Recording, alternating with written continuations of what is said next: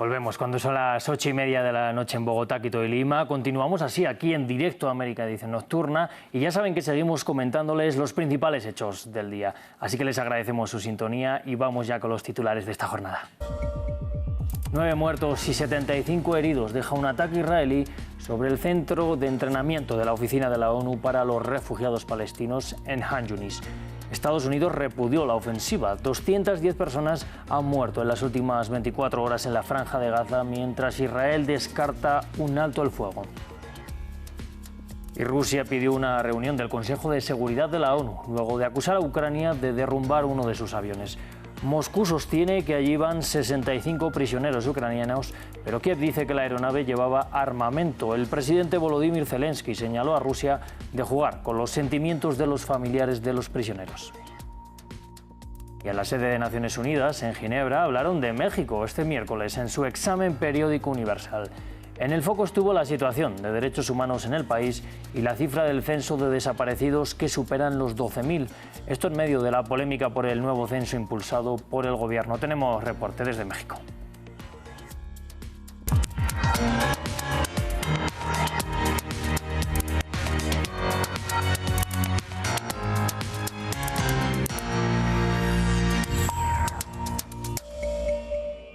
Una de las noticias de esta jornada en Medio Oriente es que atacaron un centro de entrenamiento de la Agencia de la ONU para los Refugiados Palestinos en el sur de Gaza, concretamente en la ciudad de Han Yunis, y donde viven más de 30.000 desplazados. Estados Unidos condenó el hecho que mató a 9 personas e hirió a otras 75. Mientras Naciones Unidas afirmó que fue un indicativo de los combates recientes que ha adelantado Israel, pero los israelíes niegan cualquier responsabilidad. Por su parte, el primer ministro Benjamin Netanyahu descartó la opción de que haya un alto el fuego. Manuela Cano tiene más detalles. Las llamas consumen un edificio de la ONU en Han Yunis, en el sur de Gaza. La Agencia para los Refugiados Palestinos reportó varios muertos y decenas de heridos. Hubo un ataque contra un centro de entrenamiento de la UNRWA en Han Yunis. Ha estado albergando a 10.000 personas desplazadas y acaban de ser atacadas recientemente, justo ahora por la tarde, y se están produciendo víctimas masivas. Se trata de un centro de capacitación de la ONU en Medio Oriente, en el que había múltiples talleres y que luego se convirtió en un refugio para miles de desplazados internos. El hecho despertó la condena a nivel internacional. Estados Unidos expresó su consternación por el ataque.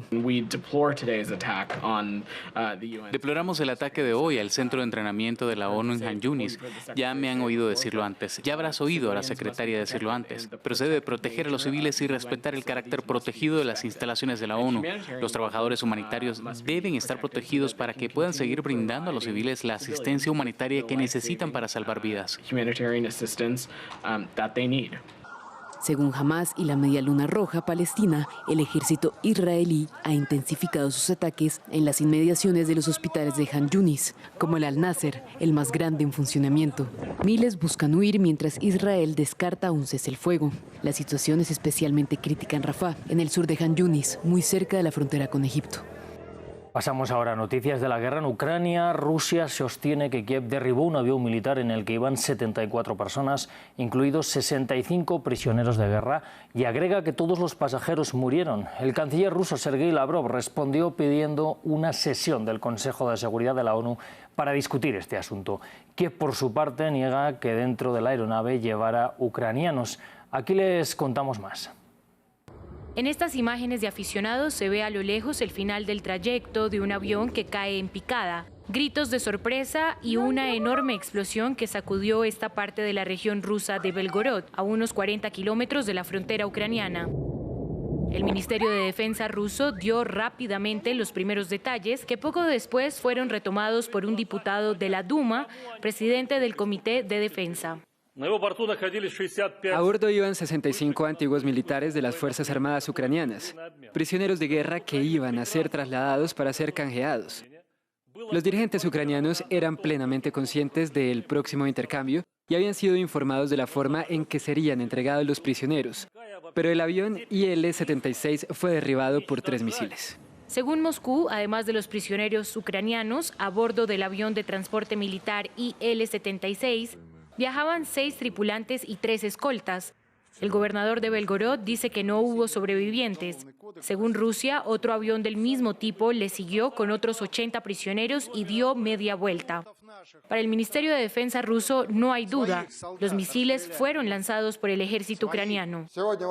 Hoy a las 11:15 el régimen de Kiev cometió un acto terrorista. Como resultado, un avión de transporte militar ruso fue derribado. Volaba desde el aeródromo de Chkalovsky a Belgorod para transportar militares ucranianos para el intercambio.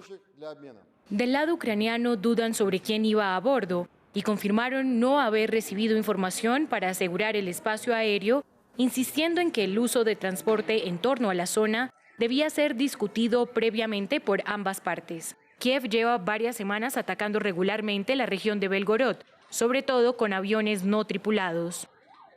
Seguimos en Europa. Los agricultores en Francia sostienen que continuarán sus protestas hasta que no cumplan sus exigencias de aumento de salario, entre otras.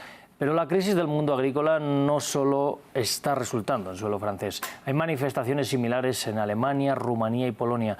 Un punto en común es que denuncian la competencia desleal de los productos ucranianos. Gabriel Colchen nos cuenta lo que reclaman los agricultores europeos.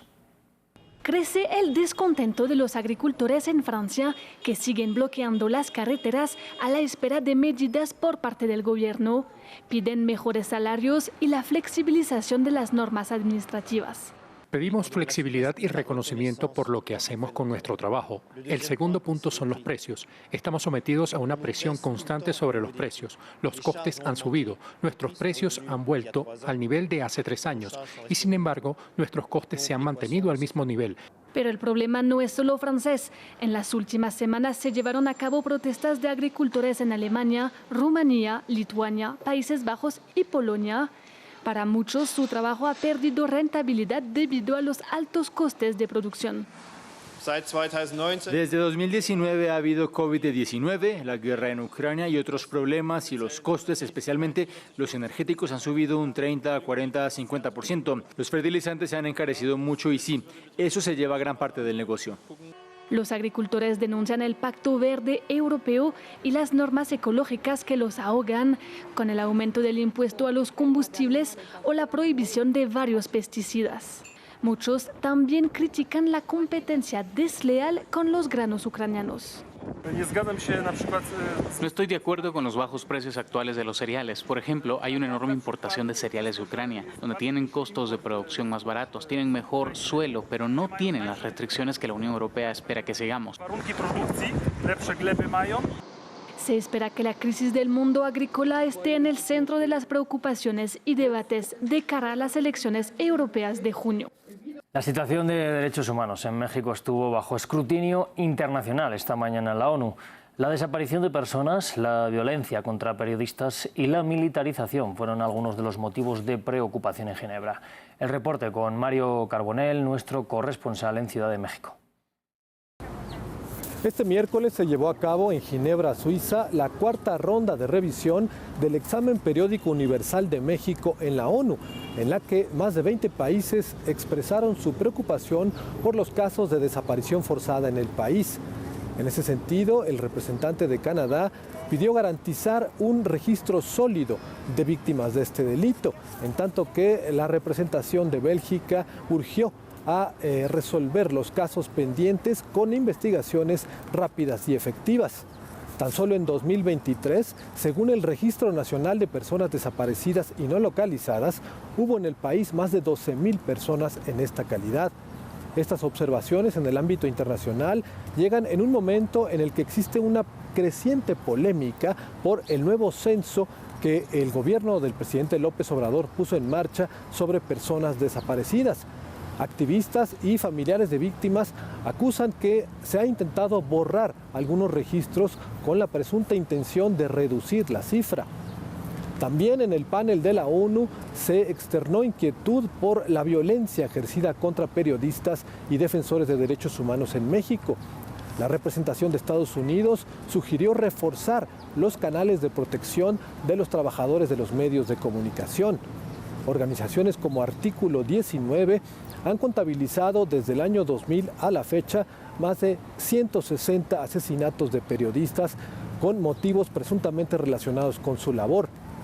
México es el segundo país más peligroso para ejercer el periodismo, solo después de Palestina. Esto de acuerdo con la organización Reporteros Sin Fronteras.